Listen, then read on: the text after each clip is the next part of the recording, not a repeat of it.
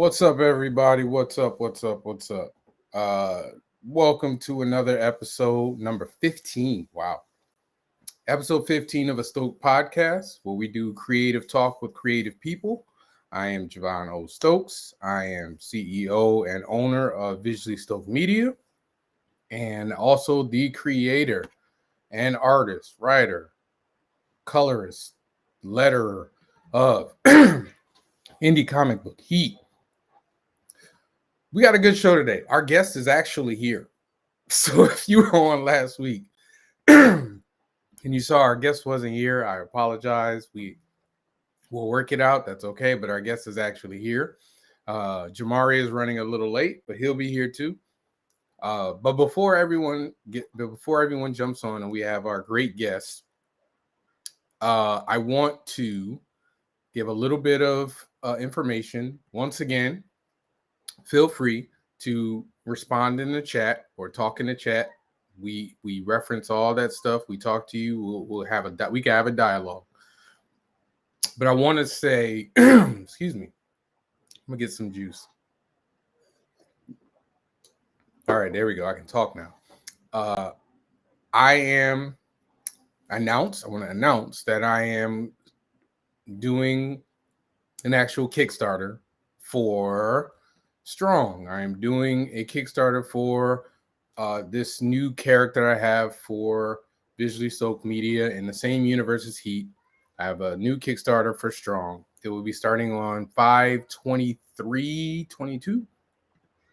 And if you want more information about it, or if you want to, jump in and get a reminder for the Kickstarter campaign, just go right down there for that link right there, and it'll take you right there. You click a notify link, and the link will notify you as soon as the Kickstarter starts, and you can support me there.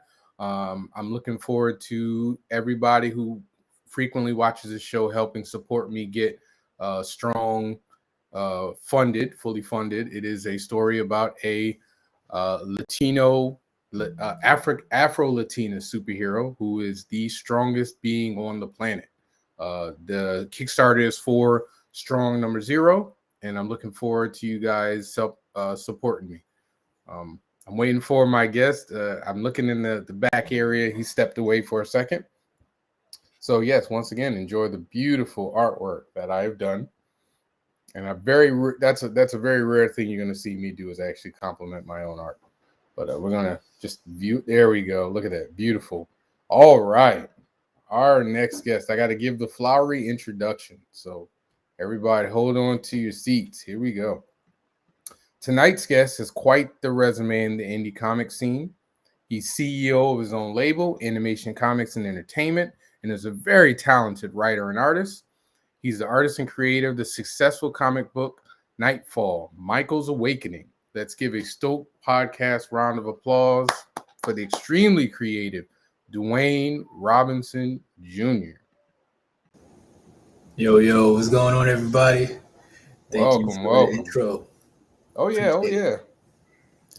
I'm looking forward to this, man. Like I said, I've been telling people. I know a lot of people who saw your name and they're, okay, he's going to be on the show, and they're kind of looking forward to it. So we'll see what the numbers are like, but the numbers don't matter. The conversation matters. Right. I'll try to keep it as interesting as possible. Nah, man, don't worry about it, man. Don't worry about it. That's my job to make sure. My job is to make sure you're engaged so that everybody is entertained. All right, I got you. All right. So once again, welcome to Dwayne Robinson. It's funny. This is really stupid. So I say, this is really stupid, and I hope you understand how stupid what it is I'm about to say. Every time I've said your name or hear it in my read it, there's I don't know if you've seen House Party 2. Okay, yeah. So there's a part in it where the pastor is going, Christopher Robinson Jr. So every time I hear like your name, I say it like the pastor does in my name. I can't help it. It's really stupid. Like I said, I'm surprised you didn't go with a different world. When I was younger, that was Dwayne the go-to. Wayne. Hey, Dwayne Wayne. I'd be like, man. my name is just Dwayne. Or Dwayne Weed. Oof. Oh man, now there's The Rock, of course. They're like, oh yeah, like Dwayne. That's not bad though. That's a good one though. I take Yeah, I that. mean, yeah. Nah, man, I got He's bald. I got hair though. You know what I got for my last name is Stokes, so I got this stupid song. I be stroking, so Oh everybody likes to say yeah, that. I've heard that my entire life. Somebody, some way says it, and they say it like it's so creative and original, and I'm just sitting there like, all right, man, whatever, dude. But anyway, let's now. Oh, and can I do a flowery introduction for my very late co-star, my co-host, who is probably fresh from the Keys, moving weight for his drug cartel. Everyone we bring in Jamari Stokes. Hey, what's going on, man? Thanks for finally showing up. Cheers. Everybody drinking tonight. That's all right. That's all right. All right. So let's get it real quick. What'd you say? I can get something harder. That's not the worst. I prefer that was a party. I prefer you not pass out on the air. Oh man. All right. So you and I have kind of talked a little bit through DMs and through Facebook and everything. You love comics. Your Facebook has been pretty well displays that you love comic books and you have a deep love for it. Where did that love affair start? It's funny because I always wasn't a comic book fan. I mean, I've always known of comics, but I started out really just watching, the TV shows, the cartoons, and things like that. So that was really kind of like my introduction to like that whole world. Okay.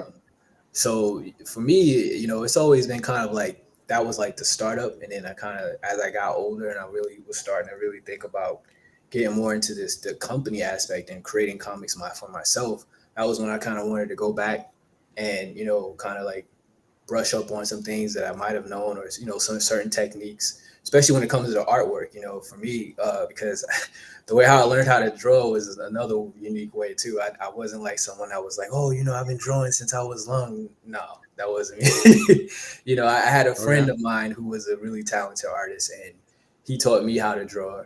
And from there, I just kind of like slowly picked up other people's techniques, and then as I got older, I just learned my own, and that's how it kind of really started. So I started everything really kind of super late, but it's always been there. It's always been something that I was a part of, just not really the comic book aspect of it. But now, do you currently collect comic books? Absolutely, yeah. I mean, I once I got into it, for just like sort of like the research purposes, I guess you could say, that was when I kind of like saw more to it than just it being a comic book. I saw, like I said, the artwork, the art style, but the stories, the way how they build the stories, the way how they tell stories different from, say a cartoon, where it's like a little bit more stretched out, the stories. It's not like just, beginning, middle, end. If you were watching like a movie or a cartoon or anything like that, you know what I mean? With a comic, it's a lot more stretched out. It's a lot more involved in things that you're going to be seeing, you know what I mean? Also, I learned how to write good cliffhangers as well. So that was another thing that I picked up. But yeah, I still pick up comics. I love, but more than regular comics, like the Bay 2, I love getting indie comics. That's like one of my favorite things to do because they're just like me, you know what I mean? Right. Creating your own story, and you might have gotten, your inspiration from however or wherever, but you're making your own stuff, and that's more important to me than any of the guys that's already known. I appreciate that. I like that. I want to support myself, but I also want to support others as well. You know what I mean? So it's always tough for me because like when I do Comic Cons, I always see a ton of indie people, and I'm like, man, I just want to support everybody. Hey, good evening to you, sir. Good evening to you too. Facebook user. Yeah, we don't know who you are, unfortunately, because it says Facebook user. But good evening to you too. But yeah, like it's like, man, I want to like buy everybody's book, But like I always have to like restrain myself at cons. Like I won't buy books, not because I don't want to support, but because I don't want to eat into my profit. Right. So I'm like, I sell X amount of money, and then I'm like, all right, I'm gonna walk around and go buy everybody's book, and now I'm in the red. Yeah, that's always where like when it's good to have like someone else with you, because then I'm always the one that's like, yeah, I'm just gonna sit here. You can take a walk, and I'm gonna stay.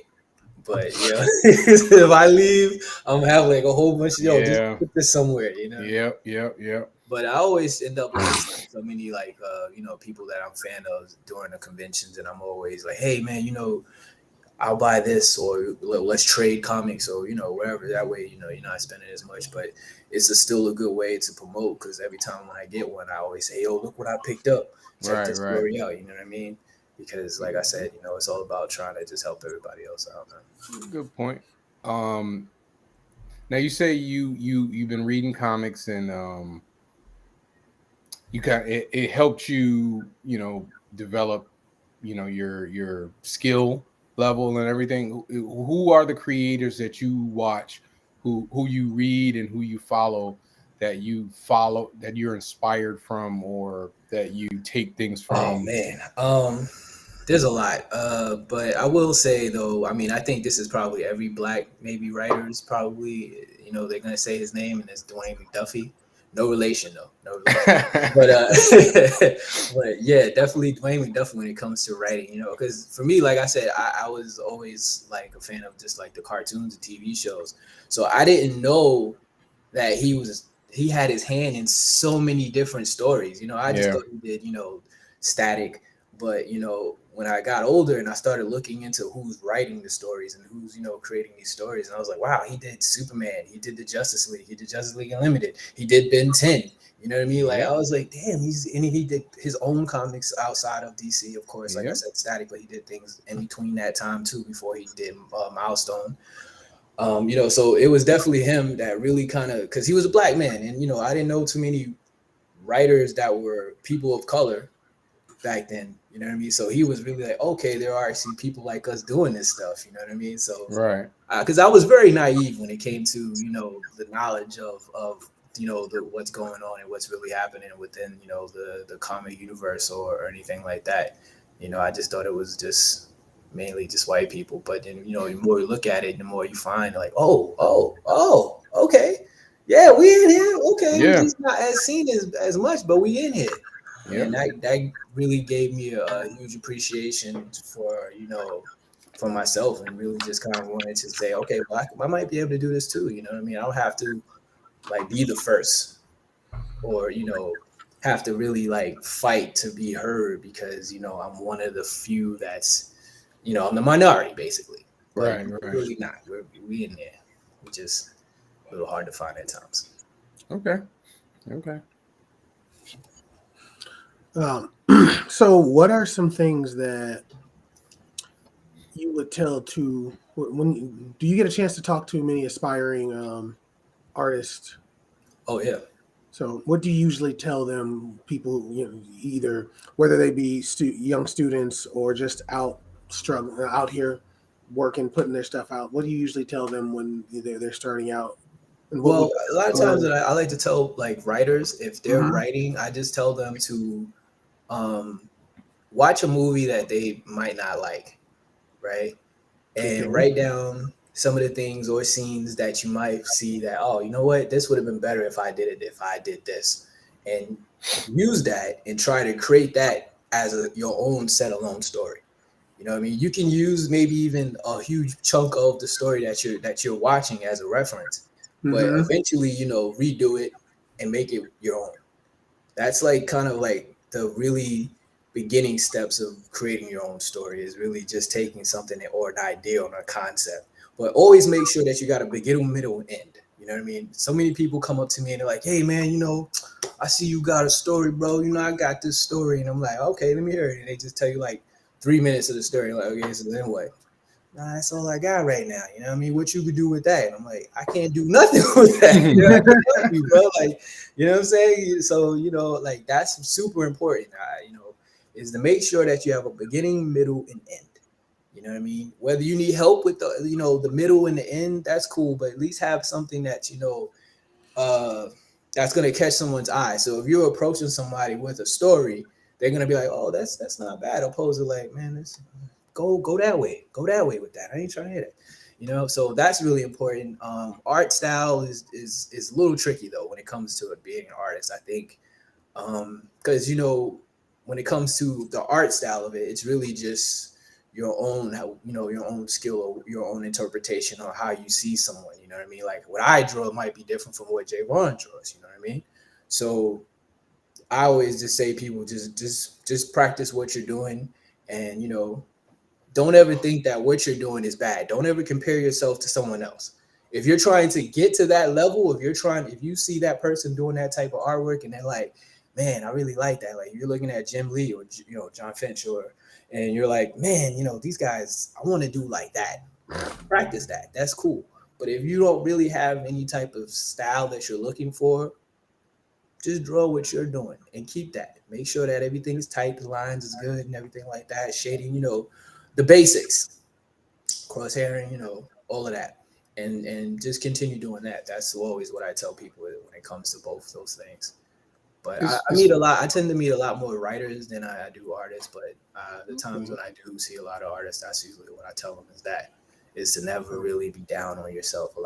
Because me personally, I'm terrible at it. I'll draw something and I'm like, man, this is kind of crap. And then I'll post it and people are like, yo, man, this is dope. And I'm like, oh, maybe. Happens all the time. This better though, the way how the arm looks. So his hand is, I'm the toughest critic. You know what I mean? I really am. It's funny that you talk about style, and I always hear people talk about they want to get a style. Like I want this style or this style. And I remember talking to an artist. I can't remember who it was. Honestly, it might have been Rags. But he was like, "Look, man, style is not important. Style is like the least important thing in comic books. I don't think this was Rags. I can't remember who it was, but I don't want to put something on him that he didn't say, that he might not have said. But he was like, what the most important thing in to be a comic book artist is 3 things.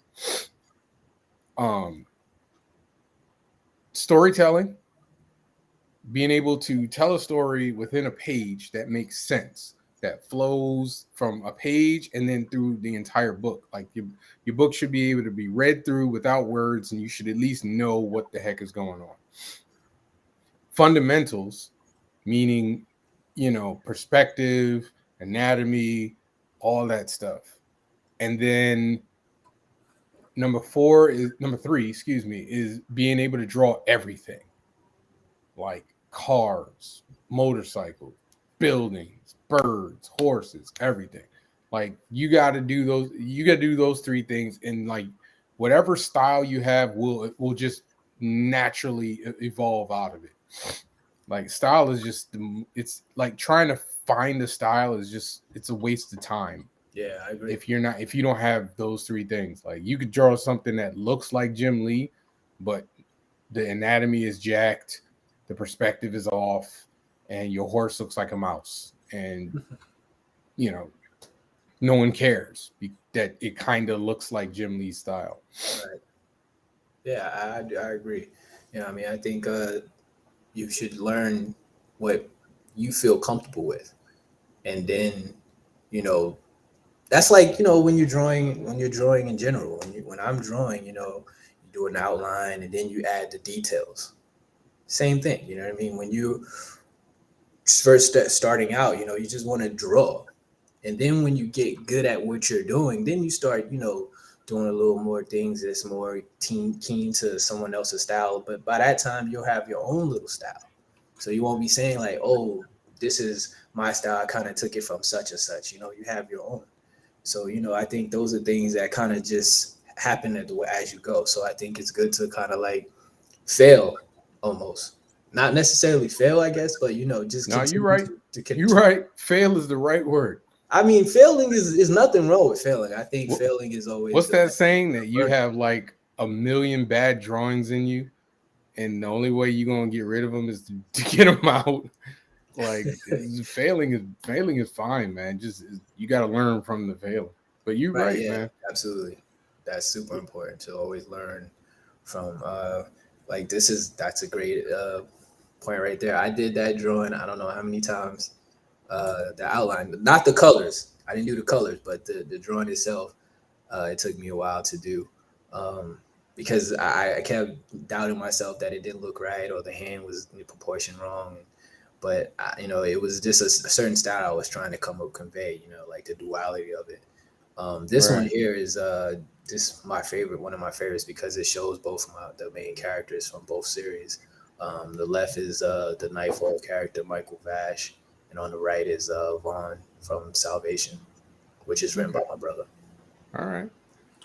I really have to say the aspect of taking something that you don't like and finding the stuff that you would change is a very interesting perspective because I thought one of the things that would be interesting since we do so many remakes in genre now, I think instead of going after beloved properties that people hold dear, that this has been done really well before, why not remake good ideas that were executed poorly and make those viable?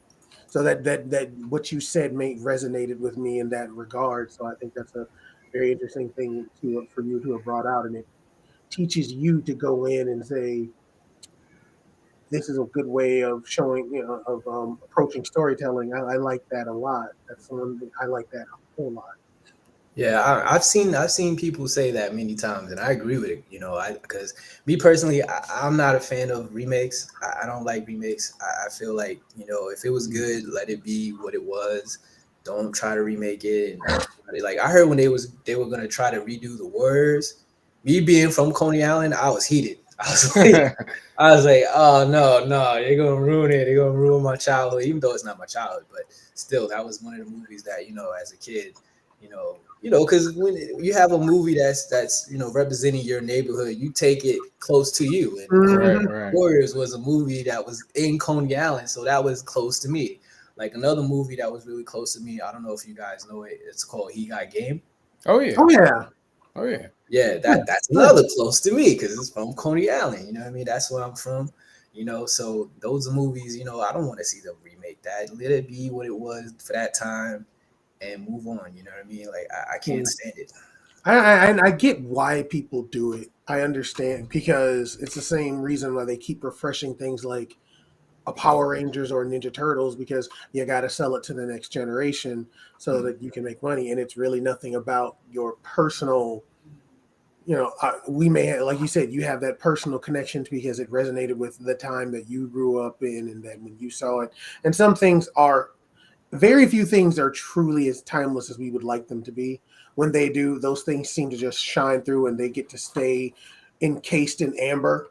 And I wish we could find more things like that or have more respect for stuff that really should be.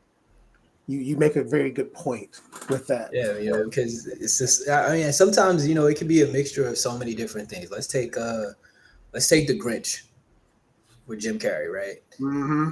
They had to teach the cartoon, but he killed it. He killed the role. Then they tried to do it again with what's his name? Cumberbatch, the animated thing, and it was trash. It wasn't, because it's like everybody's gonna see Jim Carrey when they see The Grinch. They're not gonna see anybody else. So it's like, why even try to even do that? Why even try to go that route? Just let it be what it is. You know what I mean? Like they tried to redo the Men in Black series. Nobody wanted to see them two together. Nobody cared. Everybody wanted to see Will Smith and Tommy Lee Jones cracking on each other, killing some aliens. Maybe the last two weren't as good as, the first two, whatever it was. But nonetheless, when you hear Men in Black, you think Will Smith. Will Smith, definitely. Absolutely. Tommy Lee Jones, too. So, I'm one of those people. I think Men in Black 3 was sneaky good. But of course, the first one's the best. I can't co-sign it, but yeah, I'm gonna agree for it. That I understand. Was that the one where he went back in time? He went back in time. Okay. I'm with you. I'm not talking about 2. I'm talking 2 was the one with Rosario Dawson. There's only been one good Men in Black movie. It was okay. There's only been one good Men in Black movie. Yeah. So let's talk about animation, comics, and entertainment. Where did that start? what made you jump into, hey, I want to do my own label with my own characters, my own comics, and I'm going to be the primary publisher, basically? Well, like, the name is kind of like a play on me and my brother, really. I'm more of the animated guy because, like I said before, that's kind of where I grew up on. I grew up on animation, TV, cartoons, things like that. My brother, on the other hand, he's always been very heavy into comics. He's always been very knowledgeable. I should say on a side note though that when I say my brother, he's not my flesh and blood brother. He's just someone I grew up with. He's like my childhood friend, but That's he's okay. close to me like a brother. So he's been always really, informational when it comes to comics and always telling me stories and things like that. So that was where the comics part came to. And the entertainment aspect was before I came up with the idea to do the company. I was working on music. I had a few other things I was like kind of gearing up to do. But because we used to always talk about like how crazy it is living in New York. Some of the craziest things happens to us, when we were younger, and we just like sit there and be like, man, did that really just happen? That really, like, we should write this down because So that was one of the things that kind of always, and we would just like be walking and just like coming up with this story, which is one of the stories that we're actually working on now, Crowbrook City. It's basically between like two best friends. Showtime and Tay Diggs, which is actually me. I'm Showtime, and my brother is Tay Diggs, and it's just our personalities turned up to like 1,000. And it's just the best way I could describe it is if Family Guy and the Boondocks had like a love child, that's pretty much what Brook City would be. Like a mixture of them two, because it's my curiosity. Now you you got to see that. I know. Really, I'm trying to put that two together. Yeah, I mean, because they're both very So this is like a different, comedy. but they're over the top at the same time. It's a comedy. Yes, it's yeah. That's another thing that's super important to us too, as a publisher or just as a creator in general. We don't want to be typecast as just known for just one genre. Currently, right now, people know us for being horror kind of themed stories. But we have so many other ones that we actually have a superhero universe that we're trying to get done. If we can't get it done by the end of the year with our animation, then we're going to put out our first comic for it, or maybe even do both at the same time if possible. But yeah, so that was pretty much where the name came from. Is it's just taking both of our specialties and mixing it into it. And the entertainment aspect is some of the other things that we kind of we want to kind of do in the near future, whether it be music or my girlfriend, she's a photographer / director. So we've been talking about doing maybe like some kind of comedy series or things like that. So that's all falls in the entertainment aspect, but we want to kind of walk before we can run. So we're doing it step by step. And it How long also have you guys been doing this? We started at 2017. Oh wow! But my brother, he was having some personal issues, so we took a kind of like a year kind of off, really, of really kind of like writing or doing anything new. So right now we're kind of back at it now, but yeah, we started at 2017. Nice. Are you totally self-funded, or are you you do like crowdfunding? Yeah, we've done a few Kickstarters. We did one for Nightfall last year. We just finished doing one for Salvation 0 and 1. Yeah, so actually we have the. Oh, I was gonna share. Okay, you want it? I'm on point. I'm always on point. I see you. Yeah, so we actually have those, and we also have the variants that we got today.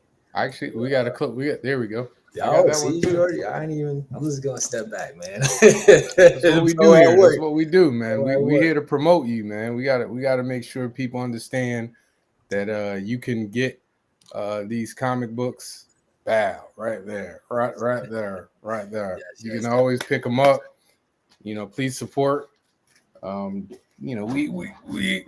love independent comics. You guys are a reflection of me, or mirror image of me. Just we all out here doing the same thing.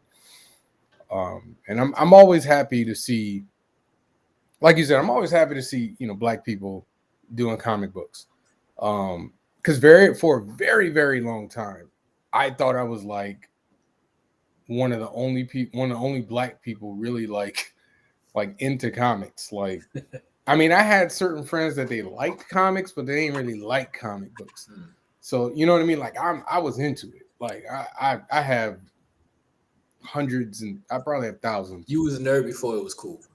Listen. There's nothing wrong. I've been a nerd for years. Yeah, I was into growing up for me, you know, because like I said, I didn't really know too much about comics as a young kid. I was more of the sports guy. I would play basketball. Right. You know, I was not necessarily a jock, but I had friends in every part of whatever. I hate stereotypes. I hate them. You know what I mean? I hate when people are like, "Oh, you're a nerd." Nah, I'm not. I'm just a guy. I like everything. Ain't nothing wrong with being a nerd. I'm not too much of any of it. I'm a little bit of it. I'm all of it. You know what I mean? So that was kind of me when I was growing up. I had my nerdy friends or my jock friends, my normal friends. I had too many different tables. I was everywhere. So, no, I mean, I was very similar. Maybe elementary school, I was, you know, I was a nerd in that I loved comic books, and everybody knew I liked comic books.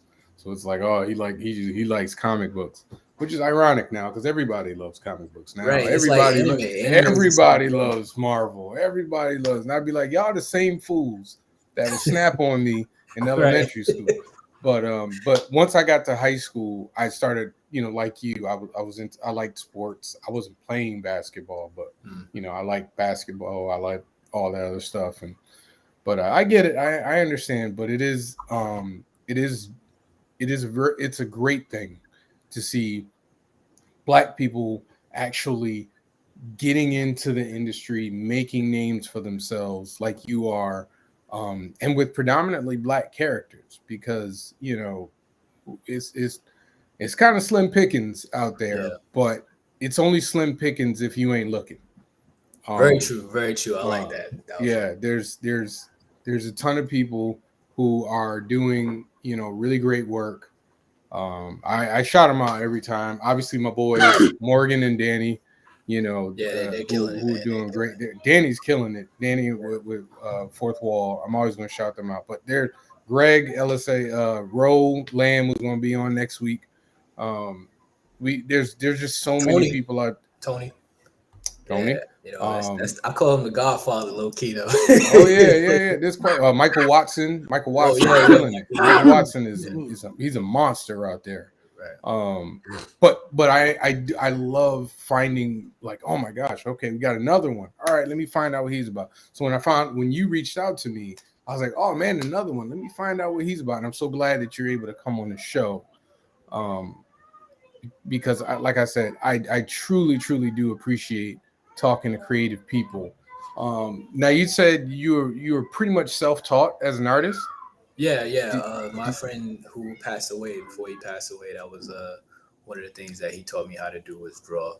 And that's kind of like me kind of keeping his spirit alive. I also drawing as well, you know what I mean? And really kind of perfecting what he taught me. But yeah, you know, to go back with the whole Black characters, for me, you know, that was super important for me. Like, I really wanted to do a story that had to involve a person of color, but Black people, of course, as the main. And that was the main reason why I did Nightfall and had it the way it was, because for me, salvation, but for me, that was super important because, you know, when you think of supernatural stories, you don't really think of Black people as the main character. Usually you have you know, side characters, you know. And for me, Nightfall is my story. And for me, I wanted to just go back for a second, though, actually. The reason why I actually was inspired to kind of do a werewolf story was really because, for one, I'm a huge fan of werewolves. I mean, I have it on my arm. I love werewolves. It's always been kind of my thing. Lycan has always been my bag, so to speak. But I remember watching Twilight and looking at it and just being, man, you know, this is such a bad story. Like, I wasn't expecting that. I in wasn't so many expecting that. levels. You know what I mean? Like I hated it because of the fact that it had werewolves, but they were like giant chihuahuas. They weren't really like werewolves, and I was like, what is this? And then they had the Giant chihuahua. vampires. He was blinged out. Like I was like, what is going on with this story? I saw like half of the first Twilight, and I was like, yeah, this ain't for me. Right. That was what I took from it. I was like, you know what, this ain't It's not for me. but it Nothing inspired wrong for me the to write people a who story like that was Twilight. If you Yeah, like that's right. Twilight, more power to you. Look, right, yeah, yeah. Twilight I'm not was throwing no not shade for on me. anybody that does No like it. If shade. you like it, good for Not you, for but me. it's not for me. That's Same with, to me, Twilight and Harry Potter. That's the same. Look, if you like Harry Harry Potter and you yeah, like I never Twilight, really got into Harry Potter, but a lot of I people fell tell me asleep. The that's first one I watched, I fell asleep, knocked out halfway through it, gone. mhm. I woke up, and it was like, I think it was like snowing on the. I was like, what the heck? Why is it snowing? What did I miss? It? Like a whole In your story case, was I terrible. understand why. I get why you don't like Harry Potter. We're not talking about mine. We're talking about salvation, and we're talking about Nightfall. We can argue about the valid. We can argue about the valid validity of Harry Potter later. I'm just saying that's knowing what I know of you. That's merely it. But I'm sorry. Go ahead. You Yeah, watching Twilight? yeah. So you hated it. so that after watching that, that kind of really inspired me a little bit to do a story that I felt like could be like a love story, but it could also be an all around story. But I've always been kind of a fan of Underworld as well. Okay. So I was like, that's kind of cool. I was going to ask you about that later. So I was like, all right, man. So I'm a fan of werewolves, but I want to like show respect to all aspects of werewolves stories, right? So but I knew that the character had to have some kind of personality trait similar to my own, because that's usually what everybody does. Right. So I wanted to take something that I'm a fan of, which is football. So my brother is also a fan of college football, so that was my integration of doing that story, of having him be a college quarterback. And I wanted to put some mystery into it, so he doesn't necessarily know about what he is. And that was really kind of where the story really started to get. This is what, I don't know, you guys can use this. I don't know if you're going to like it or not, but this is something that we always, me and my brother say, like when we need something that's going to make people like really kind of get into the story, we call it protein. So it's like, what is the protein? What is something that people are going to like? All right. Yeah, that kind of, I like that. Yeah, that's all different. Right. I like that. So that's what we call it. Before that, we would say we need the meat, and we was like, no, we can't be outside writing stories, being in a convention. Like, yo, where's the meat, bro? Like, this ain't no meat. People were like, what the fuck? That's a good choice. That's a good decision. That's a very good decision. We had to take that out. It was like, yeah, this is called it protein. And that was really. I like that. Where's the protein? So yeah, that was kind of what the story really kind of began. And then I just wanted to throw more of my creativity into it. And that was where I came up with the idea of having the first issue be black and white. And I wanted that to be really kind of cool because it's a double meaning. Triple really. One meaning is, it's actually the reader, because in this world, this main character, he's living a life of normalcy. You know what I mean? A normal mundane life. So that's the black and white color. Black and white. So when he actually gets revealed of what he truly is, that's when it slowly goes into color into the first issue. And then it goes into full color as so it's another way of saying that, he's getting introduced to his world, really. And another way is because I've always, I'm not a colorist, but I always loved just inks as in general. Although I did do the coloring for issue 1, I love black and white. I love inks. For me, it just seems more detailed, but that's just me. And then also the last version, the reason why was because I've always been a fan of werewolves, like I said, since way back in the day, since the Wolfman. And that was in black and white. And that's why also in issue 1, when Michael turns into his form, it's a Wolfman form at first. It's not full-blown lichen or werewolf. So that was, a lot. But there's a lot of Easter eggs in the story. Another Easter egg that's really cool is that in the stories that I write, my brother is different, but some of the stories that I write, I always put like the ACE or the moniker inside the story. Okay. So in the first couple pages, there's a little Easter egg with the nickname of one of the characters. His name is Ace. That's his name. Okay. There's also another small little Easter egg where the football count that he calls out is 310. That's actually my brother's birthday. So, it's like small things. There's another big one, but I'm not going to tell that one. You got to read the story for that one. If I give you everything, then, So, next time if you go to the website, you check it out and you'll see the last one. It's right there in your face, though. So if you see it, definitely send me a message and be like, oh, yeah, I seen it. Might give you right there, everybody. Don't get there. Okay. But, is there a particular artist that's currently in the industry who you drop everything to go get? Whenever they drop something, you get it? Not particular, no. Right now, who do you like? Different stories. That's really kind of my bag now. Is I like to see different, like whatever I say is different, or just like it seems like a cool story, whether it be artwork or story, or both. I'm with it. You know what I mean? Like I keep my eye to just that. You know what I mean? I don't really just like, oh well, it's this guy, because I believe that even the best can have bad stories. You know what I mean? So I don't tend to follow them or whoever just because of their name or whatever, their reputation. You know what I'm saying? I like to keep my eye open on new and old stuff, whatever just catches my eye and inspires me to want to. That has the protein. So that's really kind of where I'm at with it. But so I mean that's really kind of where the story really I came up with the idea for Nightfall was because of that. My hatred for Twilight inspired me to write Nightfall. I mean, because when we first decided to come up with the company, like you said before, we knew that we wanted to make a story, like 2 stories. That was something that was a good way for people to kind of like know who we are and build a following and things like that. So we were like, let's just make a story that's not too heavy on the story, and it's something that everybody can enjoy, and this, that, and the third. And then, when you're sitting on something and you're constantly adding, eventually it just becomes better and better. I think Javon stepped out. And, no, I'm here. And, so that's kind of where it really started for me was that, really, at first we were like, yo, we're going to go do our superhero story. And, that's but, I was like, what, let's try to do something different. Let's not do just a superhero story. I'm not taking shots at anybody that has superhero stories or that's their only thing. I'm ducking the shots. I'm ducking them. Not at all. I mean, you do what you feel that or what you want to do. You know what I mean?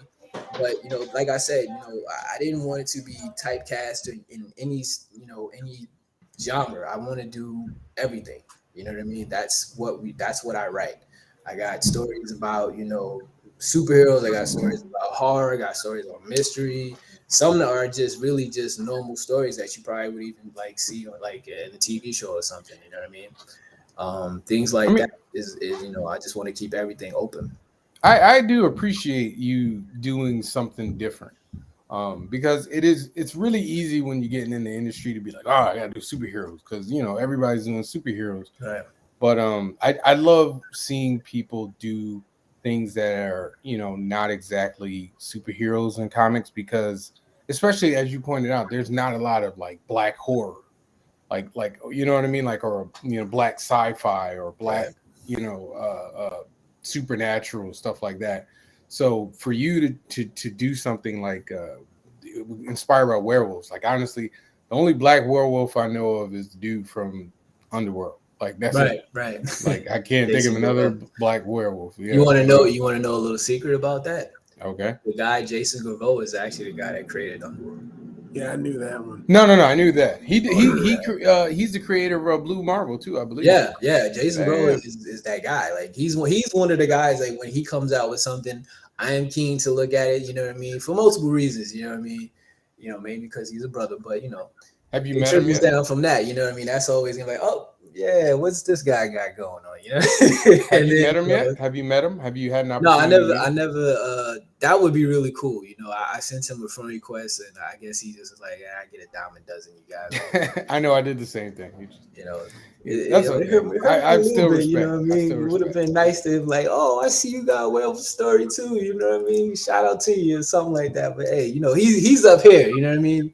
So I can't. You know, I'm not. Hey, I'm not. DM him a link to your thing. I sent him a friend request. You know what I mean? I don't know. No, I mean like send him your just send him like a PDF. I tried. You did? You have to be a friend of his to send him a message. Oh, yeah. You gotta tell somebody who's a friend of his. Right? You know, there you go. On, hey, get this to him, man. Right. You know, I just you know, I just want to say thank you. You know what I mean, for doing a story like that. You know what I mean, and you know, he had that idea, and I have mine. You know, it's different, but you know, it's you know, just kind of keeping up that same kind of story. You know what I mean? But just having Black people as the main characters. You know what? You know, being that he's in Hollywood and things, you know, he probably pitched it to be like all Black characters. They were like, "Nah, we ain't doing that." You know what I mean? Who knows?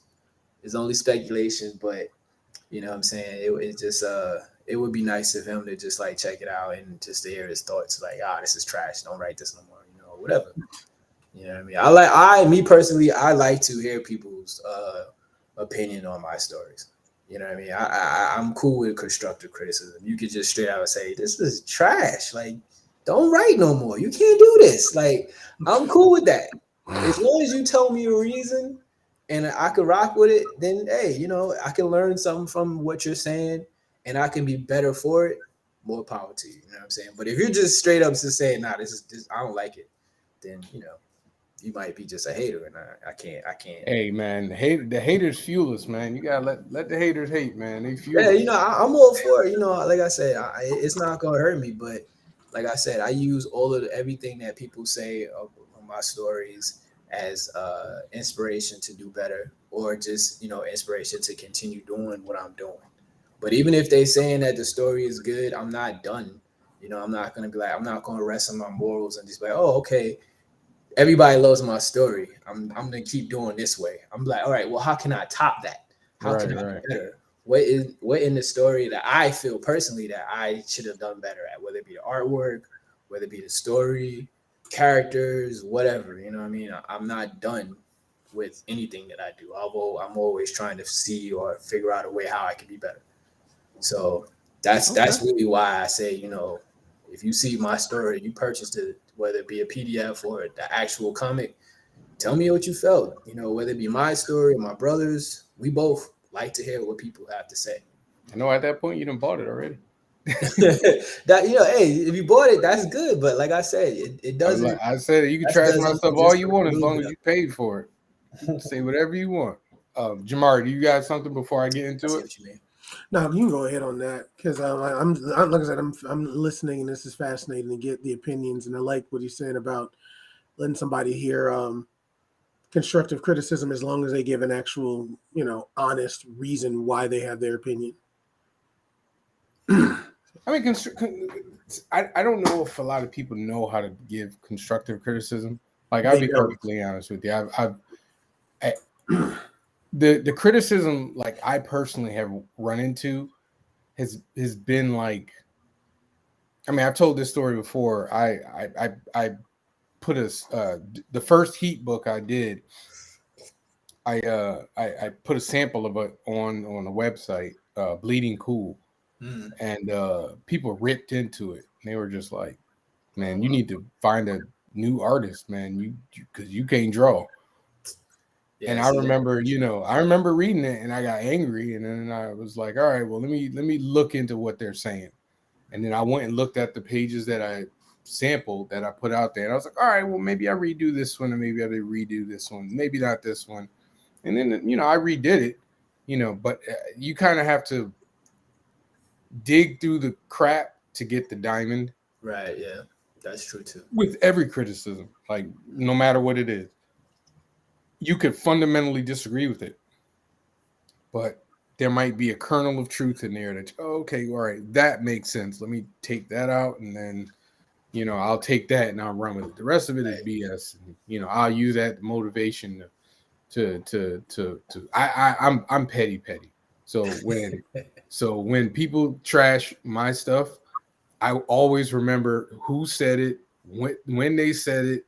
I'm like, all right, cool. And then when I sell these books, I'm gonna think in my head, don't let me ever see you again, because I'm gonna show you my sales, and then we gonna talk. But that's that's how I mean, you use it as fuel though, so it still kind of works nonetheless. You know what I mean?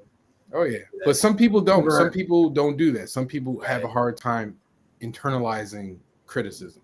Yeah, I think you have to have some type of humility to yourself. You know what I mean? Like, you can't just go into a story and publish it or whatever and just be like, yo, this is the best story ever. I don't care what anybody got to say. You're never gonna really gain anything. You're not gonna ever be better. You're just gonna, even if your story is good and everybody is like clean into it, there's gonna be people out there that's gonna be like, nah, I don't like it. They're not necessarily wrong. You know what I mean? They could give you, as long as they give you like a reason, of course, you know what I mean? But, everybody has their own opinion. Everybody is different. Not everybody is the same. So I think you should always kind of really expect it. Because when Bleeding Cool is one of the people that reviewed Nightfall. And, because they were like so high up there and really popular, I was expecting them to trash it. Like, I was like, oh man, they're gonna destroy my little story. And when they gave me a good review, I was like, okay, cool. And then, a lot of people, I've given my book to a lot of websites, and for the most part, I've gotten good reviews. But I never let that kind of just be like, oh, all right, yeah, I'm doing good. I'm always looking more forward to the people that don't like it, just so I can see why, you know what I mean? Like, I guess that's kind of a bad thing, I guess. I don't know, but no, I mean, that makes sense. Because it's kind of like some people, they only read the bad stuff. Right. Yeah. See, I need both. Yeah. You know what I'm saying? Like, I like to hear. Well, number one, I need it. And I'm only speaking for me. I like to hear when people say they like it, because I spend so much time with each book that I hate the book by the time I'm done with it. Not that it's bad or anything, but I've looked at it like a million times, and I'm tired of seeing it. Right, like I'm tired of seeing it. Just get out of here. Like, I tell people, I only even look at my first book when I need to write, like the first heat when I need to write stuff for another book, because I'm just so tired of it. So when people come and they talk to me about it and they're like, they liked it or whatever, like, it validates the work that I did, because I can't see past my your bias fatigue. And your fatigue. Yeah, I can't. My fatigue of the material, like, I'm fatigued with it. Like the book I'm doing now, Strong. Go ahead, everybody, go to Kickstarter, go and see that. I've been looking at this book. Run it back one time. Okay, all right. There you go. Yeah. I'm always gonna run it back. Don't get that Strong. Take it in. But even with Strong, like, I've been working on that for over a year now. Not like continuously, but like, since the pandemic, I was working on it. So actually 2 years. On and off. And so, like, I'm at the end of the book now, and I'm like, God, if I never have to look at this thing again, I'll be a happy person. Like, I just want to get it out there. But that's me, because I'm doing the writing, the drawing, the coloring, the lettering, everything. So by the time I'm done with it, I've looked at every page like 1,000 times. Yeah, I've seen this book as much as possible, but I know it's different for other people. Like, if you're a writer, I'm definitely different. Yeah, like, if you're a writer, if you're only doing like one section of it, then you've done your section and you get to move on. You know what I mean? Like, if you're an artist, if you're just doing pencils, you do your pencils and you give your pencils away, and then you get to see them come back with beautiful colors. So that you get that, like, wow, this is beautiful, this is great. You know what I mean? Like, it rejuvenates you. It doesn't really rejuvenate me. I'm like, all right, I did the colors. All right, I gotta move on. I can't even like process if it's like good or not. I have to show it to somebody else. It's a different world, for me. When I did issue 1, And I did everything. I still do the lettering for everything, but I did everything for the issue one. And for me, like I was so eager to get it out because I felt like it was something that was different and people would enjoy it. And I wanted to get it out because I wanted to see what people thought. Like, was I right? Was it good? Was it something that, or if it was bad, okay, how could I go back and make it better? You know what I mean? Because I had the confidence enough to say that this was a good story, but Right. I didn't want to rest on just that. You know what I mean? I wanted Right. to hear people's opinion because for me, my biggest thing is that I don't want to get to the point ever in my life where I'm just like thinking I'm the shit. You know what I mean? I don't want to be like Kanye West. That's right, I said it. I mean, I don't want to. There's like two sides of that because you kind of need that confidence to know I'm really good at this. Otherwise, like I don't know how. Like I know I'm really good at art. Like I know I'm good at it. Now I might doubt myself from time to time, and I know like I need to get better. Like there's certain things that I could do better. I could be a better artist and everything. But like you got to have the confidence to know that you're good at it. Otherwise, like what are we doing here? Right. I mean, that's what I said. You're a very good artist. You're a very good artist. Like I mean, let me make sure I say that. Like this is really good art. Like this is really good art. Coloring, everything. So if I haven't said it today, let me make sure I say it. Like this man knows what he's doing with a pencil. Is it digital or is it traditional? Yeah, now it's digital. It's a lot Okay. to do it digitally. I haven't picked up a pad in a long time, but I wish I could transfer over, man. Because for me, like I feel like it's so much easier. It is. You can. I've finished so many pages doing it digitally, opposed to at first doing it the old school way when I did issue one. Now I could really get. And for me, like that time is super important because now that I have my job, and I love my job. I'm a special needs teacher. Guess you could say. Cool. So Really? I enjoy my job. You know what I mean? So I do a lot. I have spent a lot of time with that. So when I get home, I can work on the time that I have doing it digitally instead of kind of writing it, then having to print it, and then the whole nine. So with that, I can just get it, send it off. Oh, this is what I got. This color needs to go here, such and such and such, and then work on it and move to the next thing. I'm just afraid, like me going to digital. I'm afraid that I'll lose one of my selling points because when I go to Comic-Cons, and I want to get into talking to you about your Comic-Con experiences. When I go to Comic-Con, I let my portfolio out, like it's right there, and I let people go through and they see the actual pencils, and I feel like that like lures people in. Yeah, it helps with selling, and I feel like if I go digital, I've lost that. So I mean, it's really interesting because I know a lot of people have kind of moved to digital, and I'm almost a dinosaur because I'm still on paper. But I feel like there's a certain. It's like when you're doing digital, it's like you're on a high wire with a net underneath you. So like if you make a mistake, control alt delete or whatever, you can just go back real quick and then fix it. But if you make a mistake when you're on pencil and paper, it's like you might have to restart the whole thing all over again. So there's no net underneath you. Right. And I feel like it helps me as an artist to make sure the moment I put my pencil down on paper, I know what I'm doing, and I have to like my plan has to be in shape. But I honestly like just like you said, you get a lot more work done. Your time is important. I'm probably gonna have to make that shift to digital. Just like you. It's like I said, like I'm just so I need the feel of paper to move the paper around. The dark Do side. all that. I mean, they have digital pads that actually have that type of material when when it's like the whole feel of things and the pullback of so.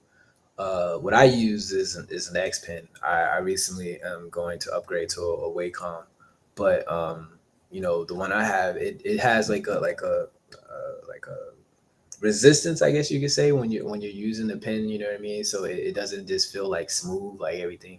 Like I've worked on like an iPad. An iPad is like that where it's not no kind of resistance. It's just smooth. No What feedback. program are you using? iPad. Huh? What program are you using?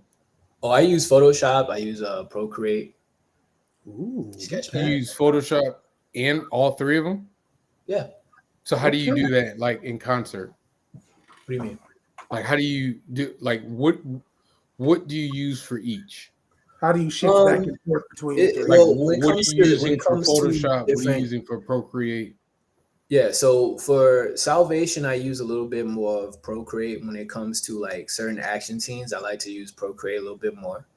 But when it's just structuring the panels, I use Photoshop. It's a little Oh. easier to do it that way. But yeah, when it comes to action scenes and things like that, for some reason I like using Procreate a little bit better.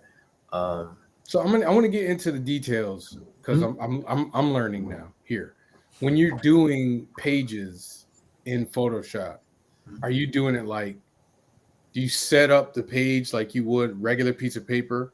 Yeah, Like I do it. 11 by the structure 17. of how. Yeah, I'm sorry. Good. No, I'm saying, do you do it 11 by 17? Uh,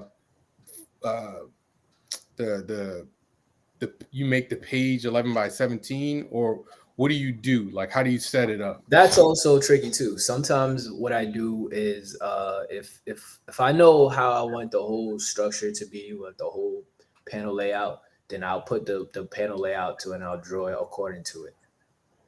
Because when you're drawing digitally, you can size it. You know what I mean? So Right. you can draw it according to the size that you have. That way, you know that when you don't have to put everything together and go, oh man, this one is too big. No, this one is too small. So I draw within the setup that I already have. But when it's like a bigger page, then I kind of just draw it and I just resize it and figure out what I want to do with it later. Because I don't like to really constrict myself. You know what I mean?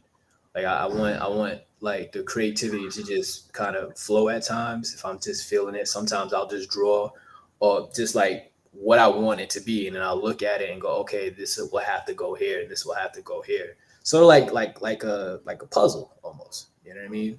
Like you got the pieces, now you just got to put it together and figure out where they're gonna go. How do you do the horizon line? Is there like something within the program that you use? Like, how do you do perspective? Yeah, that. Well, I mean, that's sort of like I said. That's still when it comes to the drawing aspect, where it's just like.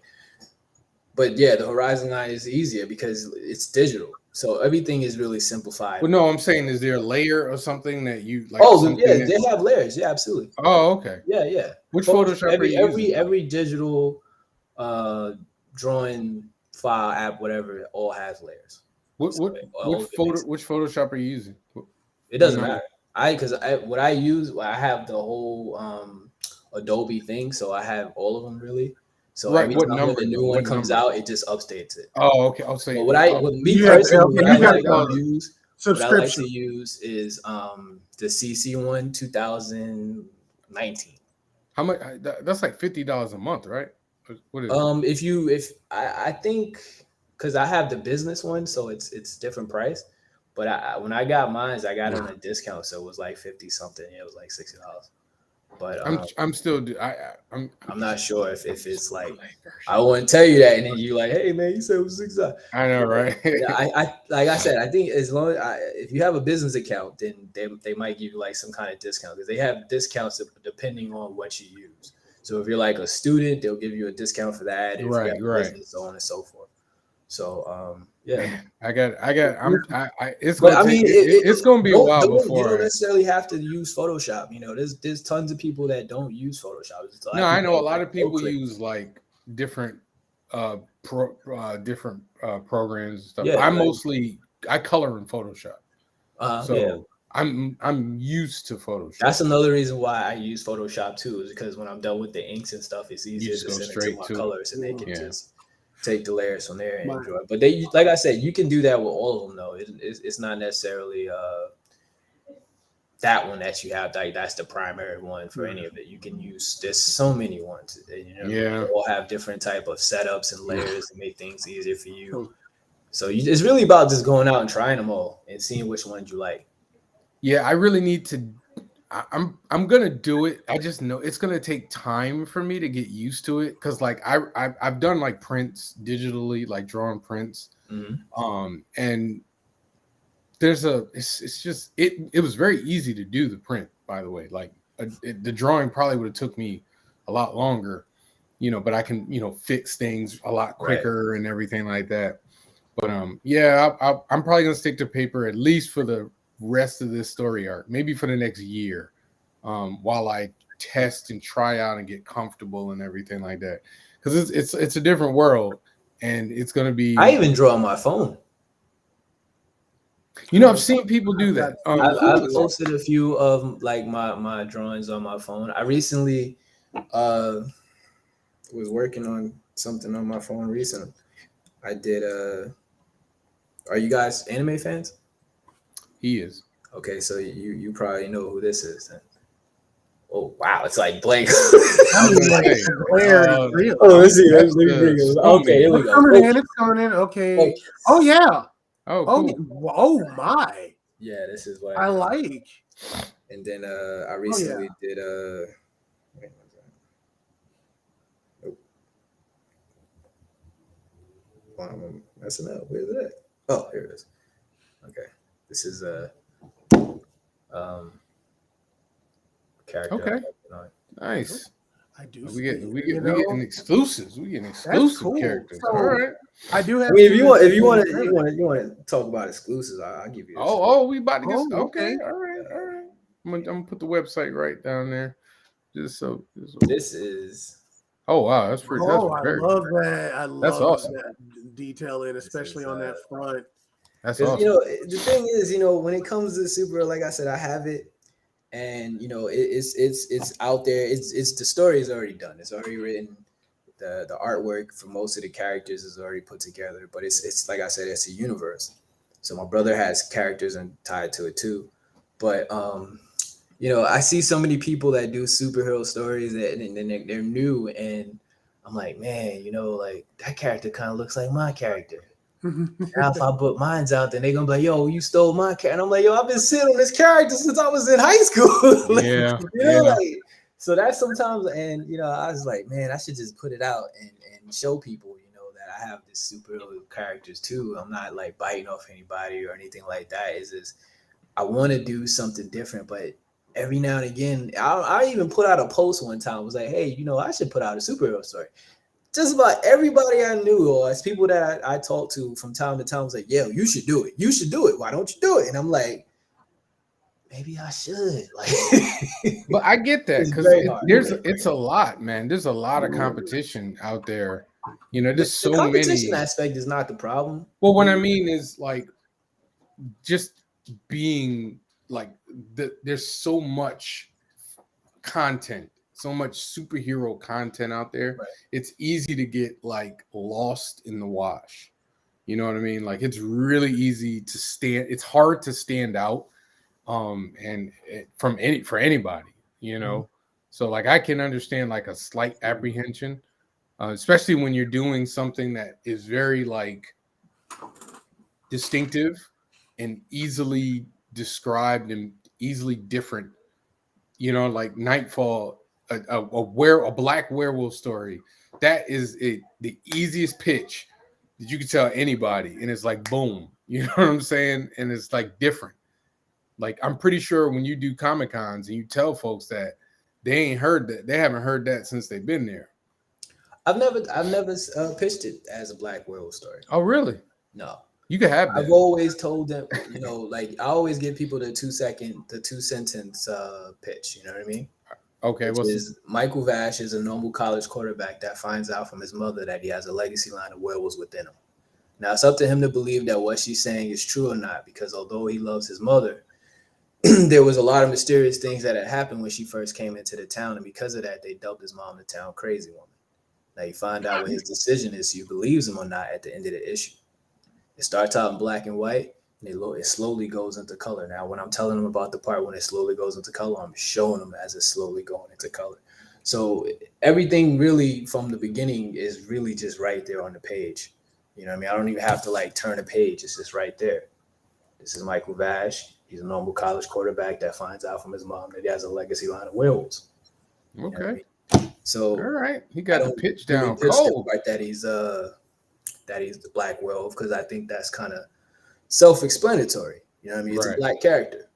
People that see that it's a black character are already kind of like already want to know what's going on right there, right? So I don't be like, hey, it's a black superhero, you know, or black, you know, whatever. I don't do that. I just tell them what the story is about, because in my opinion, the artwork is always going to be what's going to catch the person's eye, right? But if you just got good artwork and your story is trash, then no one's going to read it. So you have to tell them what's going on within the story. Because then they can go like this, because I've seen this many times. They'll be looking at the story and they're like, oh, yeah, it's got some good artwork. And they'll leave. But if you tell them the story and you're like, hey, you want to know about the story? Oh, yeah, I'll hear it. 9 times out of 10, they'll be like, you know what? I'll give it a shot. Just because they now know what's going on. They're more invested into the story, opposed to just letting them say, hey, you know, it's a horror story. Buy it. You know, like maybe I'll buy it. I don't even know you, man. Like it's a horror movie. It's a horror story. Right. You know, just as plain as you possibly can. No, want to buy it? How many Comic Cons have you done? Have you done a lot? Yeah, I've done a few. I've been to the big one, New York Comic Con. That was actually a really cool time for me, because that was my first year. I was able to split a table with someone, and the guy that I was split it with really wasn't even there. So it was really kind of like my table for the 4 out of 2 days out of the 4. Okay. But yeah, I've been to a lot of conventions since then. And yeah, I mean, the pitch and everything, I've always tried to get like a really good pitch. And my first one was kind of similar to that kind of aspect of what I just said. But, you know, it was a little shorter, and I just kind of paused it there. And then people were like, oh, okay. And then they would kind of want more, and sometimes they wouldn't. So sometimes you got to kind of know how to read the room, to give them just enough, and then when to shut up and just let them make their decision. Yeah. I kind of learned that because I used to do sales a long time ago. So that was one of the things that I kind of learned as well, as being a good salesman. But yeah, you know, like, I mean, because when it comes to salvation, this is a really hard story to pitch. You can't just be like, it's a black guy with demons, because they would be lost. Because that's really not the story. I mean, that's kind of like the backdrop of it, but there's so much more about this character. Like if I say, you know, salvation is about a guy that's a demon, or I say, you know, salvation is about the main character. His name is Vaughn. He's in search of a powerful shaman that can get a mysterious mark removed that was given to him at birth. Which one you want to hear? You know what I mean? I think, like, curse mark, grandfather.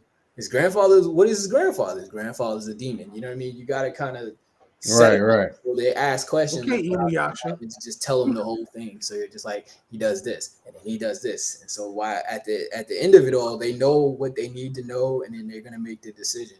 You know what I mean? But it's based on give and take, or just back and forth, opposed to just like flooding them with everything.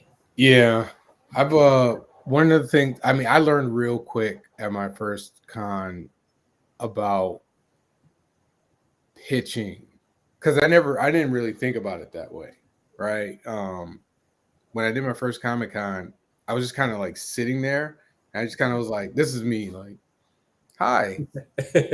And like I'm like just saying hi to people, and like some people would come by, and then I would like talk to them, but I really wasn't sure. I didn't have my pitch right. And then like I remember like during the first time, there was a guy across from me.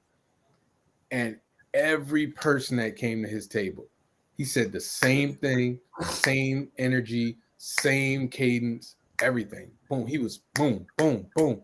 And I was like, oh, okay.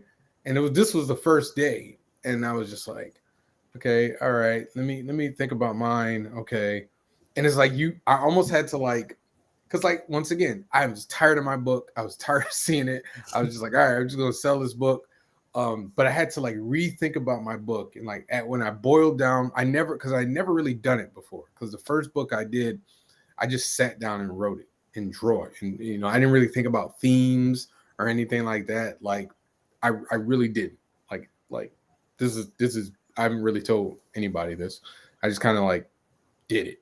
Like I knew the story, I knew the storyline, I knew the characters, but I wasn't thinking about a theme, and I wasn't thinking about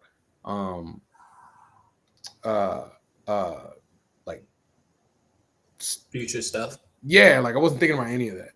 So I had to like sit down and like go through the story in my head as quickly as possible because people are still walking by. I had to go, okay, all right, let me think of this. And then I always had to think about what my elevator pitch is. What is your this meets this?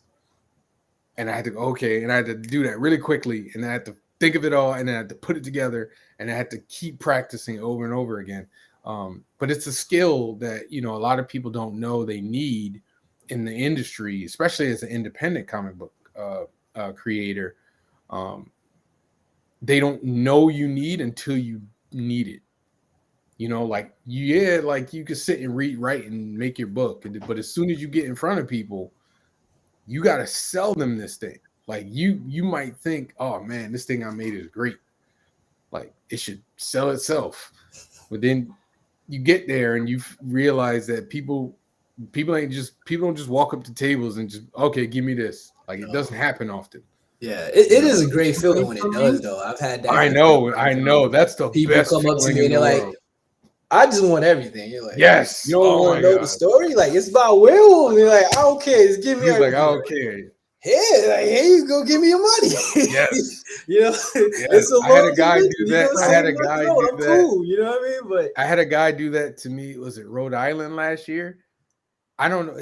I saw him walk by like twice. But like I was doing other stuff, right? Like I was like talking to other people. Like I kind of saw him at the corner of my eye. He passed by twice. And he just came over. He was like, man, this is great. Give me one of everything. And I was just like, you serious? He's like, yeah, I want one of everything. Let me take a picture with you and everything. Yeah. I did your job for you. Like, I like it. Those are the best times, man. I saved my voice. Right. I'm good, man. I remember that come up to me. Happened. I remember that happening to you at Dragon Con. When I was helping you, and it was this older woman. She wasn't old, but she was about, she'd be the equivalent of a mother's age now. And we're sitting there, and she comes by. She says a few things to you, and she just like, yeah, I'm just coming to support people. I see your stuff. I'm gonna grab. She grabbed. I think you had 2 books at the time, and she's like, yeah, I'm just taking both of them. I don't remember that. I remember. I distinctly remember that one because that lady was so enthused, and you did end up like you talked to her and everything, but she was just like, I just want to support you. Boom. I appreciate those people, man. You have no idea. I had someone come up to me one time, and they didn't even want anything. It was this big heavy set guy came up to me, and he was just like, "Hey man, it's $20." And I was like, what comic you want? He was like, I don't want no comics. I don't read comics. I just want to support it. It's $20. Just take it. And he came back. Actually, it's the convention I'm going to now, CradleCon. Shout out to CradleCon. I seen him again, and the next time I saw him, I was like, look, I know you don't want nothing, but yo, take this poster, take something. Like, just you know what I mean? And he still gave me money. Like, he still gave me the money for it. And I was like, bro, he's like, I don't care. I'm just here to support, bro. And I was like, I appreciate you, but you gotta take something, bro. Like, I feel bad just taking your money. The best feeling in the world for me as a creator is return customers. Right. Like the best feeling. Like I can't speak for nobody else. But when I see, like, there's a guy and his girlfriend. I forget his name, and I'm so sorry. But I see him every time I do something in Connecticut. He shows up. and he supports me. And he's like, yo, I heard you was here, had to be here. Let me get the new thing. Right. And him and his girlfriend are into my book. And it's just like, you know, I had when I was at I want to say Rhode Island. I think it was Rhode Island again. This guy came over with his son, and he's like, come here, son. You remember him, right? You bought his book in Terrificon in Connecticut. He's like, oh, we got to get the new ones. We didn't get the new ones. Huh? Yeah, Terrificon, that's one of the conventions I want to go to. Oh, I'll be there this year. Yeah, I'm trying to get. They only have the big large tables now. Yeah, I'm shout out to oh man, Mitch Halleck. I was late, and he was like, man, I'm gonna do like 4 or 5 more tables. So you know, just let me know. And he got me a table, man. Because I've done it. This will be the 3rd year I've done it. It's really good. Yeah, I definitely want to go. I'm even though it's the last. If they still have it after this convention, I might still do it, and just bite the bullet and pay the heavy. Oh, for the large table. Yeah. Honestly, I'm hitting the point. I'm hitting the point where I'm hitting the point where I need a large table. Oh yeah. I have enough product on top of me putting my sketch my portfolio out there that I need space. Like I'm almost at the point now where I might not be able to do my portfolio anymore. Yeah, I'm getting there too. Stuff. Like we got so much merchandise. Like right now, what we do is I put my QR code on this so people can actually check out more of our stuff. Okay. Because we don't have enough space to put all of our T-shirts, all of our all of our merchandise. He's on it again. Told you. I'm on point, man. You know, so we don't have enough space. So, you know, that was why we did that. Wish I could have done that for a couple awesome artists I met at Tokyo Comic Con next time. Hi, Monica. What's up? I would love to go to Tokyo Comic Con. Where's that? Real talk. I never heard that one. Is it in Tokyo? I'm guessing it is. I don't know. Sometimes they got names. And, hey, listen. If you're a promoter from Tokyo Comic Con, you happen to be watching this, holla at me. I will. Yeah, hey, holla at all of us. 3 of us. Holla at me. I'll go put up the money to travel. I'm there. I have a free table for you if you come to Atlanta next March. You give me the money to travel there. I know, right? Like people, it's funny. You know, people. I explain to people when people tell me they want me to go do Comic Cons and stuff like that. I'm like, you guys don't understand. When you're at this point, you're at this level where I'm at. I'm here, right? And I'm okay with being here because you got to start somewhere. But I'm here. Here, you got to pay for every table. You got to pay for every table you at, and you hustle to make your name known. Hold on, right outside really, Tokyo. Oh, Chiba. That's fire. Okay, all right. Seriously, holla at me. I'll do it. You pay for my flight. Yeah, you give me a table. I'll have so much merchandise. Man, listen. That's like for the Brooklyn Con. That's one of the things that I'm really gearing up for is to have even more merchandise. I'm gonna try and do that one. For the CradleCon one, you better get it before it's sold out though, because I'm not sure if it is, but I just looked. No, I just looked. Oh, it's not? Okay. No, I just looked. Yeah, I'm gonna try. Brooklyn's not far from me. That's like a 2-hour drive. Yeah, that's. I might try. CradleCon one is still open too if you're trying to go. Where is CradleCon again? Long Island. Man, is this weekend? Mm-hmm. I can't do this weekend. Hey, shout out to my wife, Tanika Stokes. Congratulations on she's graduating with another degree from college. Oh, wow. So we will be going to her ceremony this weekend, which is why I can't do CradleCon. Yeah. I didn't know about CradleCon, so I'm not gonna act like I did. But yes, love you, baby. Congratulations. Yeah. But I'm doing Terrificon. I'm doing Boston Fan Expo. I'm trying to do Rhode Island. Those are all really great. I got really good support there. So I'm telling you this so that if you're interested, Yeah, I mean like I'm I an mean, it's old a school far drive. Brooklynite, It's a and farther drive for you, though, right? yeah, that's what I was gonna say. I'm an old school Brooklynite. I don't even have a car, bro. Oh, So yeah. So that's how one you of the get your things stuff that around? How you get your stuff around? I take a cab. Yeah, I take a cab. Oh, And I mean, you most of the time it's not that expensive as you may think, though. But or sometimes I get Yeah, like but friends you that drive lugging me or stuff whatnot like though. that. You know what I mean? You But lugging stuff though. You lugging books and T-shirts and everything. That's yeah, a I mean, lot of stuff. I have my heavy duty wagon. Oh, okay. I need to get one of those. I get my wagon and I'm good to go, man. I need to get one of Before those. that, I had my suitcase, my huge luggage suitcase, and I packed that in there.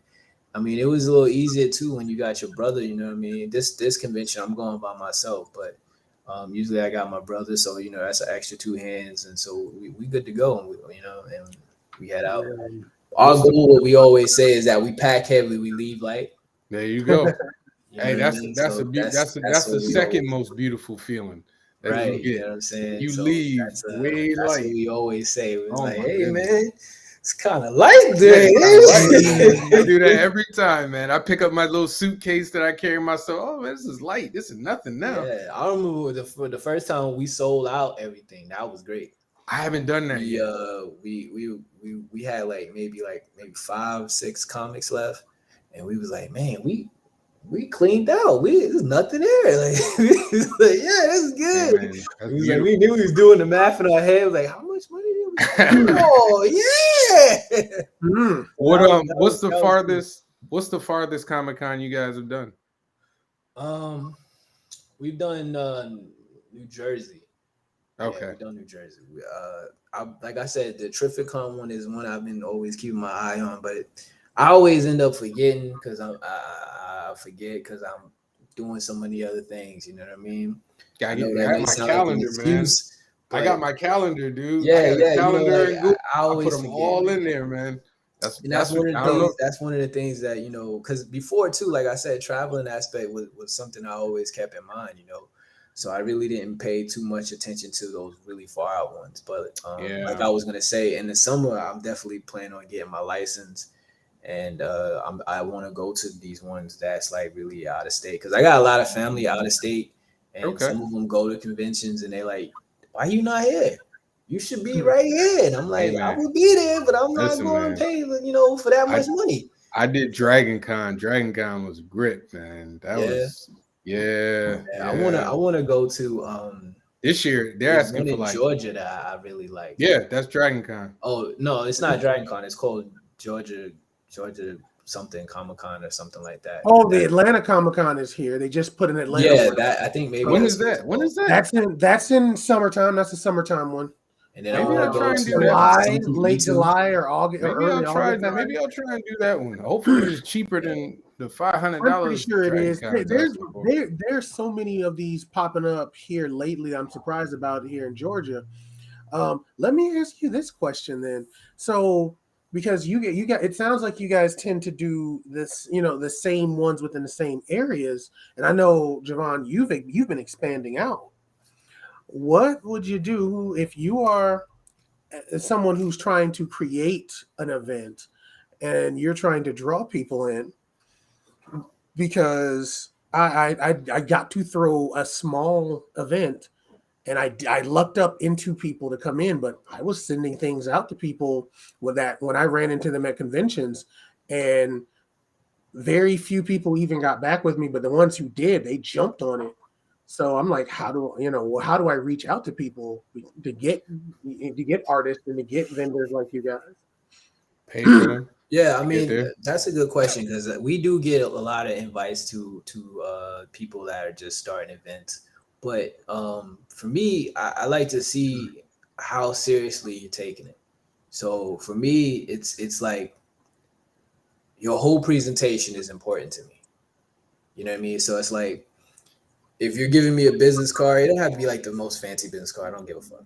But if I go on your website, it looks like it's something that people, when they click on it, they're gonna be like, oh, I want to go to this because this looks, you have to take those things in consideration, of course, because you're new, so it's not gonna be the best or whatever like that. But it just has to have it's hard to really express it, but it's got to have like that feel, like it's a positive thing going on. So you gotta like, if I click on it, I gotta see you like saying, oh, we got this going on, you know, come see this person. It's got to be like, it just can't be just some empty stuff. Like you give me your business card and you have a Facebook or Instagram and you're not promoting it. Perfect example is we went to this guy's convention. It's called PalCon. I don't know if you know it, Javon.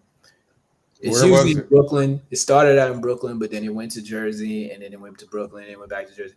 And he does little to no promotion. And when we went, because it was a new convention, we wanted to see how it would turn out. It was in Brooklyn, so it was like, yeah, you know, whatever. It really wasn't a big turnout, you know what I mean? Because he didn't do the work to really get it out there and have people want to go. You know what I mean? You gotta really sell it. Just like we sell our comics and make the things interesting, you gotta make sure that people are gonna want to really go to the convention. You gotta, if you can't bring 5 guests, make the guests that you are bringing, make them larger than life. Gotcha. There's a important promotional thing that people say. Now people say it for everything, but it started in retail, which is you hide the positives and you extenuate the negatives. So in other words, you take what I'm sorry, I said that wrong. We knew. We got you the positives and you hide the negatives. Yeah, we got you. Yeah. Basically, what you do is whatever positive that you do have, you make them larger than life.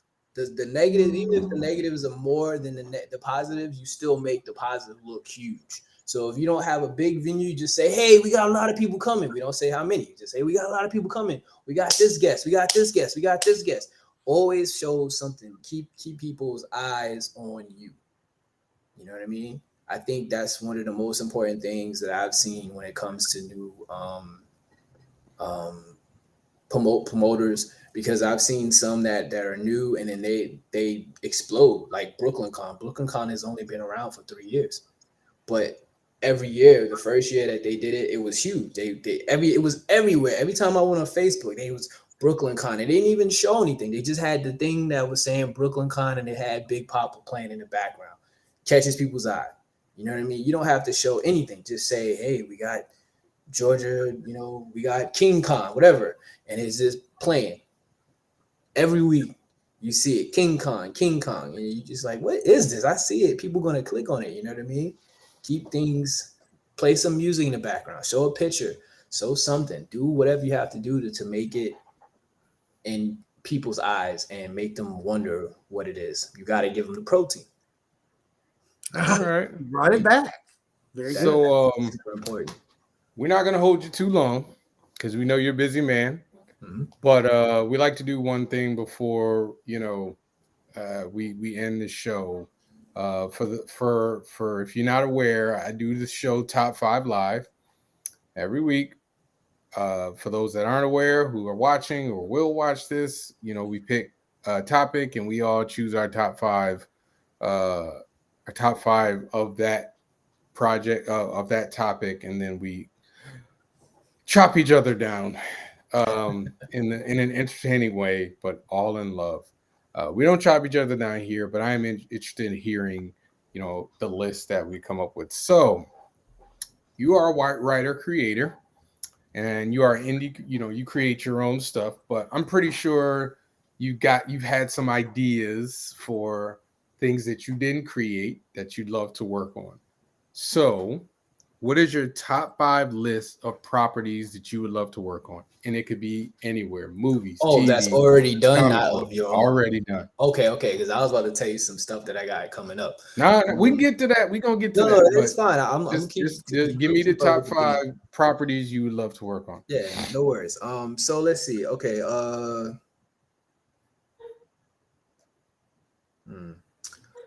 Spawn is one. Okay. Spawn is one.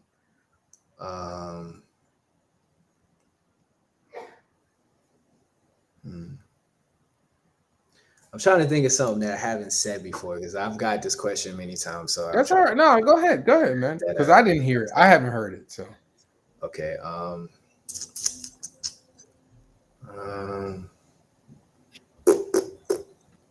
Green Lantern, but not John Stewart, Hal Jordan. Okay.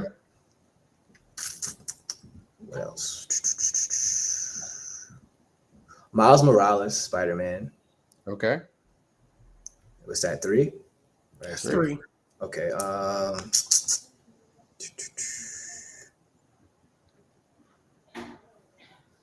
Does it have to all be mainstream, or can it be okay? It can be indie too. Do whatever you want, man. Okay, all right.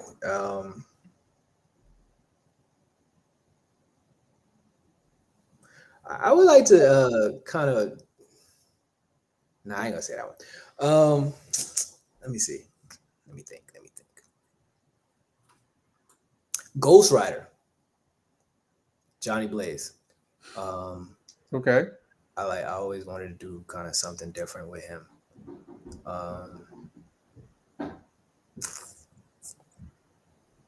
And Static would be an easy one, but I don't want to say that one. Icon is another one. Okay, that's a solid list. Icon Solid is list. one that I always say, because Icon is a character that I feel they could do so much with, because of his origin is kind of dope. You right about that. So yeah, I would. All right, Jamari, do you have a list before I get mine? Give yours, because there's a couple things swimming in my head. I know one in particular, but go ahead. Any property. Okay, Nightwing, obviously. Everybody knows I love Nightwing. Do you like the new one that's been out? Have you seen it? Wait, he's actually got he's rich now. I peeked in and out. I don't follow comics as well as I'd like to. Mm-hmm. I've become a trade paperback guy, so I'm a wait for trade guy now. Unfortunately, I don't mean to do it, but it's just a lot easier for me because I will miss a month. Like I will get a book and then miss it the next month, and then miss another month, and then by the time I come back, I've missed like 2-3 issues. So I'm like, all right, I'll wait and I'll get the trade. But I have picked up a couple of those issues. So Nightwing, New Warriors,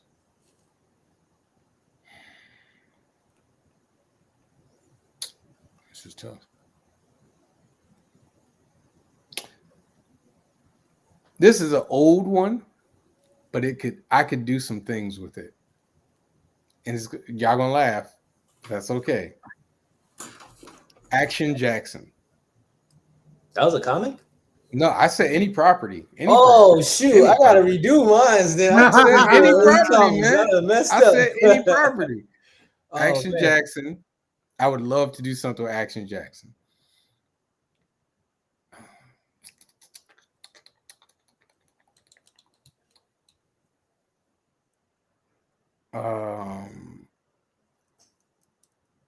Captain America. I love Captain America. Which version? I love Steve Rogers. Steve Rogers. Yeah. I'm not really. I like Falcon.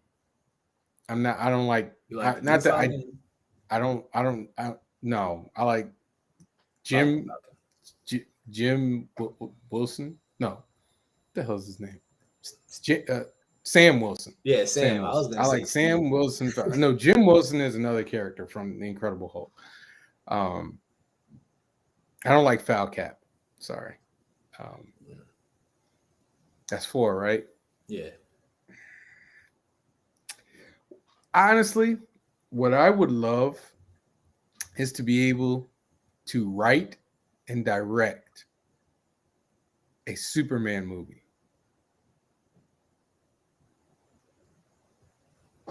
Yeah.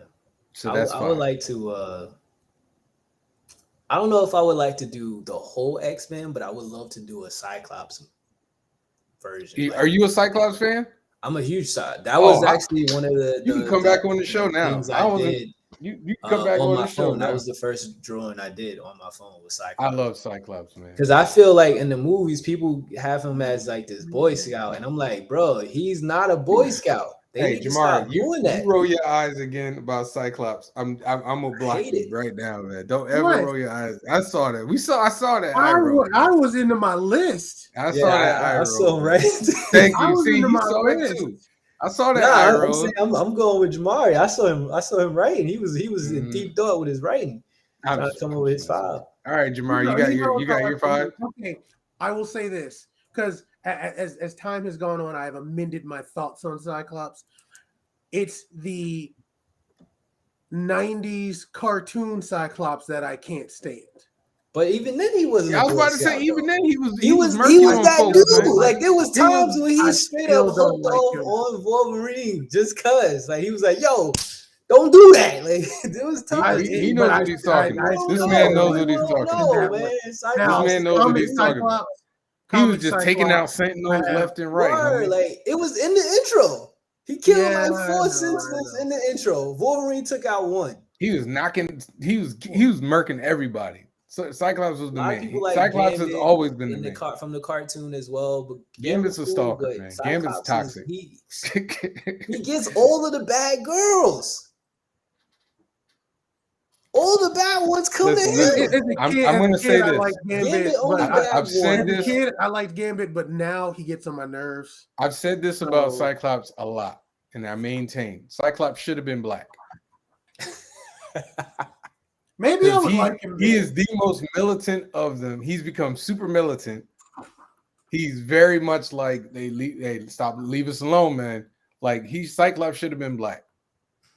I used to say that about Batman, but only because when I used to watch the cartoon, I used to think he was black because of the way how they was painted. He had like everybody looked black to me because nobody was like white. Lex Luthor looked black for real. Yeah, Lex Luthor was. They made black. A straight up Negro. They made him black. He was black this whole time.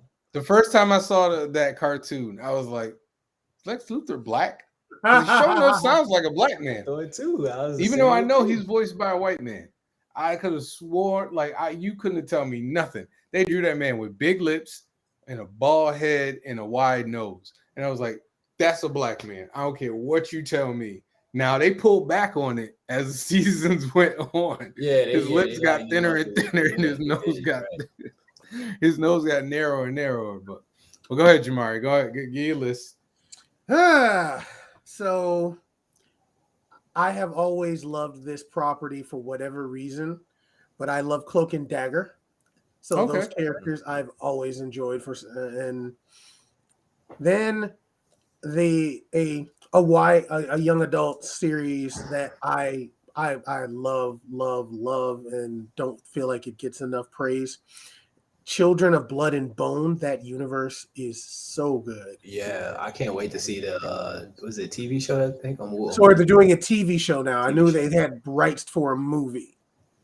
Like you, I love the Underworld series, and that would be one here that bothers me because it's been redone, but I feel like it's not been taken in the right direction. I want to see a new Knight Rider. A new Knight Rider. Oh, okay, Knight Rider. Old school. Yeah, it's like every time they've done it, they've done something really weird with the new stuff. And that's like something I grew up with. I've always liked this idea of like the supercar, and it's got the intelligent brain in it. That stuff's great to me. And here's one from an old cartoon. Bionic 6. Okay. I would like to see a Bionic. You remember Bionic 6? I'm trying. Bionic 6. Like. Yeah. Ooh. So the idea of it's basically another Swiss Family Robinson situation, but with bionic powers. Now, I want them to do what the tree. I don't know if anyone's seen the Lost in Space reboot they did for Netflix. Yeah. It was really good. I would love to see kind of a similar treatment. I haven't seen I'd like to see a similar treatment to Bionic. Like if you took that and made a live action or animated Bionic 6 in that light, I think that would be amazing. So those would be things where it's like, solid 5. It's a solid 5. I had Blue Marvel I on gotta the redo list. mine. He's like, I thought he's doing comics. Now my head is like just all over the place with so many cartoons, so many different shows. I'm gonna have to put that. Make your amendment, man. So, but I want to give you an opportunity to pitch, to promote what you got coming out next. Right now, currently, what's I'm coming up working next, on Jim? Nightfall, Michael's Awakening, issue 3. I'm also working on, like I said earlier, our Brook City story. You can see what's pretty much the summary of Brook City on our website. I'm actually working on another story called Immortal, which is about a man who develops the ability to become immortal after killing an alien and saving the world from an alien invasion. It basically takes place 200 years after he saved the world, and it dives into a lot of aspects, but really it's kind of what happens to the hero after he already saves the world. So that's kind of where the concept really starts, and that's where the story really begins. It already takes place after he already saved the world. He already did his job. What are some of the negatives that comes along with being a person that can't die? So that's a story that's gonna have a lot of emotion, and I'm really excited about that one. I'm also working on a story called Trinity, which I can't really talk about, but all I can say is it's I can't even really put it into like it's some in small similar to Avatar, The Last Airbender in a small sense, but it's like if you have supernatural elements and those supernatural beings are actually villains and not good people. Okay. And it's also a post-apocalyptic story, so there's a lot of things like that. So the best way I could basically describe that story is if you guys have ever seen the Book of Eli. Mm-hmm. Yeah. So Washington. And so it was still like modern, but there were certain things that they kind of took back. So it's kind of like that type of backdrop, that type of world, like it looks like that, but these people have elemental abilities. Okay. But it's if I go in, then we have to spend another couple minutes. I hear you. So so I got that, and like I said, I'm still sitting on the superhero universe, contemplating if I should pull the trigger on that one. Click, come on. Huh? Come on, click, bring it. I'll tell you, man, it's loaded, man. man. Every time when I see someone come out with a new character and they got like some kind of electric or that type of realm, or he got like the similar outfit, I'm like, damn.